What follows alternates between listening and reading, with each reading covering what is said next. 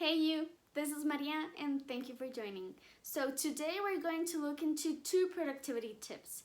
The first one is about to-do lists and the second is about eating well. Okay, so about to-do lists.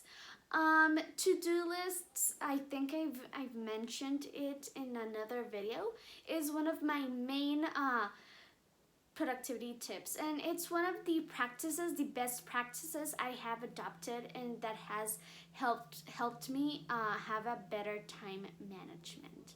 Okay, so what do I do and what do I suggest you to start doing and experiment if it works out for you or not? Okay, so what I do is that each Monday morning, every Monday morning, I just grab my calendar and I see everything that I have to do for that week. My daily tasks, my reports, my meetings, whatever I need to work out. And I even get to see what I have to do on my next week or next weeks.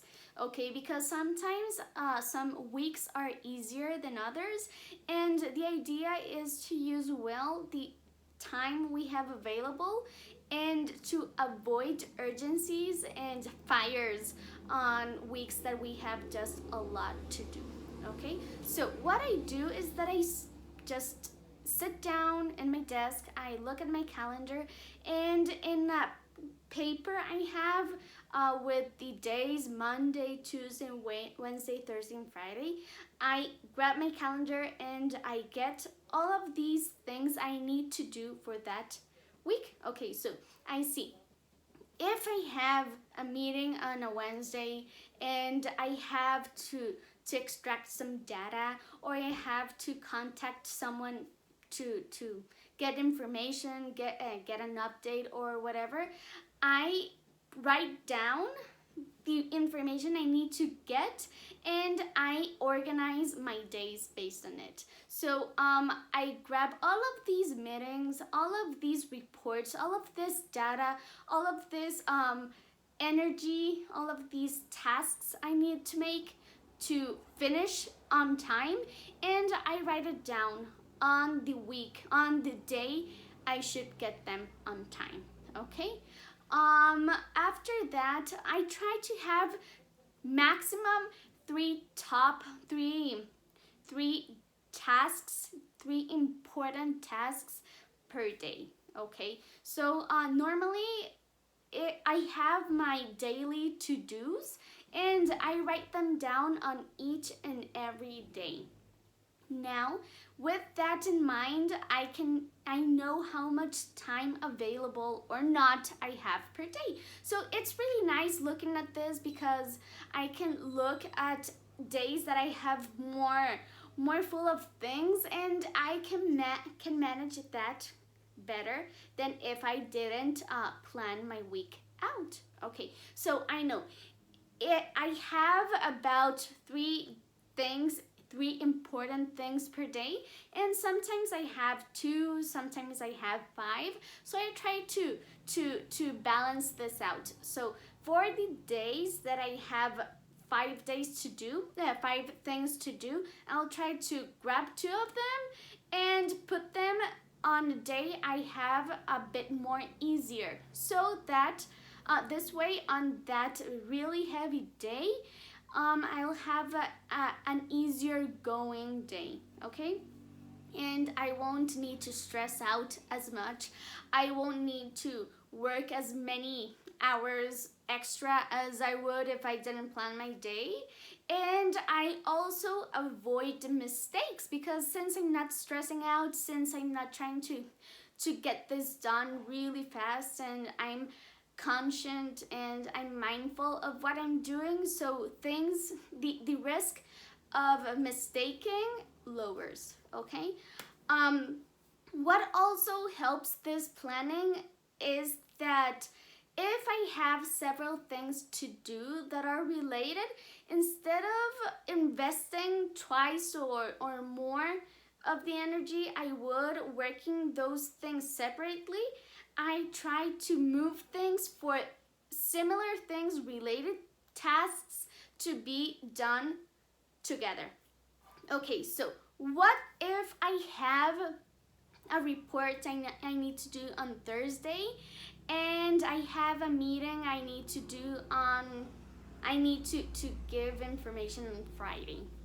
Okay, instead of not knowing what's going on in my week, I'll try to grab, if I have in mind that this two needs are related, instead of grabbing both Thursday and Friday to extract the data, to make the analysis I need to do for each one, to whatever, to create the email, whatever it takes, instead of doing it twice, I just do it once. And with one same sheet of data, one same extract, one same whatever of data, one same update, I can just make the job of two tasks at once.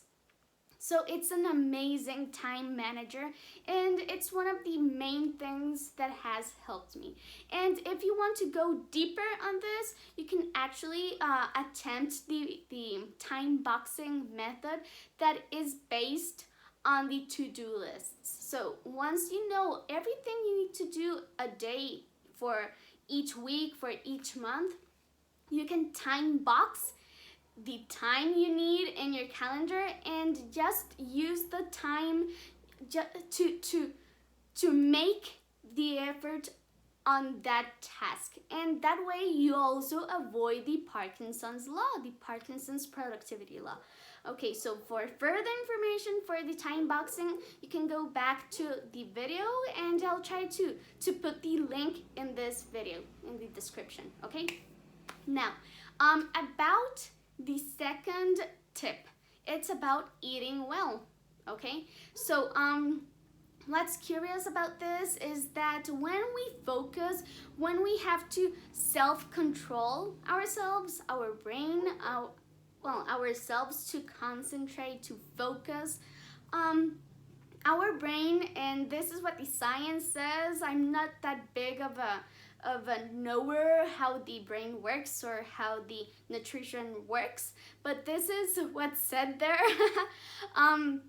is that our brain works with glucose. Okay, so if you eat fatty foods, those fast foods, whatever, those crispy in bag foods, the thing is that once you eat them, the energy it releases, it's on a really short time frame. So it's not really working out for you and your body, because what you ingest isn't fueling your body for a long time. It's fueling it for a really bit of time, okay? So avoid that. And try eating more robust foods, a better breakfast, a better lunch, foods with protein, with veggies, with carbs, with whatever. But if you eat this real good kind of food, this robust food, non-fatty, instead of extracting the energy that food has for you in a really short period, you'll actually start receiving the energy for a long period. So it's like this food, it just delivers energy while it's digesting, that it's a longer frame of time over, in contrast as the fatty foods, okay?